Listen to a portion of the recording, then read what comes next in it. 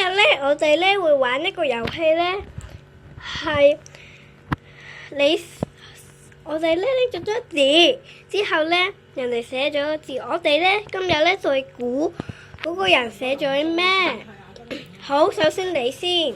好，睇嚟有個係乜嘢？佢哋耳仔好長嘅係咩咧？嗱，Boo Boo。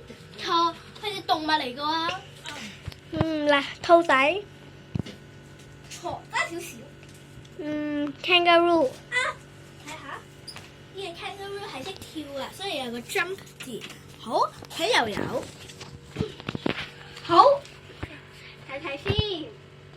佢咧隻耳仔咧係紅色嘅。耳仔。兔仔。耳仔紅色嘅喎，佢個頭軟實實好細粒嘅。佢咪動物嚟㗎？係啊。佢細唔細粒㗎？佢細粒㗎。可唔可以再講多個提示俾我啊？好啊，佢咧係我哋養緊嗰隻咩嚟嘅咧？哦，我明啦，龜仔。係，咁就成嚿咯。總之就係我哋養嗰隻龜仔，巴西紅耳龜。巴西紅耳龜。幾可愛啦！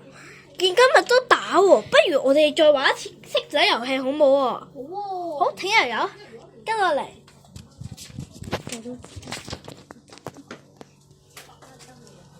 我哋呢個骰仔同你哋玩，你先答我邊個數字啊？5。答個。一個錦麟仔咪咗。我哋會有3次機會嘅。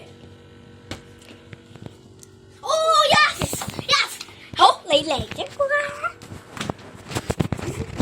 第一個數字啊6啦。哇！即刻就有啦。好，到你。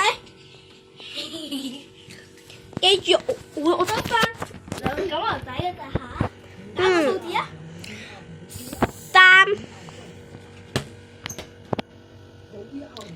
啲一個錦麟仔冇咗啦。冇啊！剩翻一個錦麟仔。收。冇啦。睇下我可唔可以贏我呢 round？好啊。我仲有2個錦麟仔。即係我輸咗，大都睇埋佢掉埋佢啦。有，揀個數字2。對唔住，得翻一個錦麟仔。有今次贏咗，又有贏喎。咁如果你想我贏嘅咧，就 like and subscribe 啦，拜拜。有講拜拜。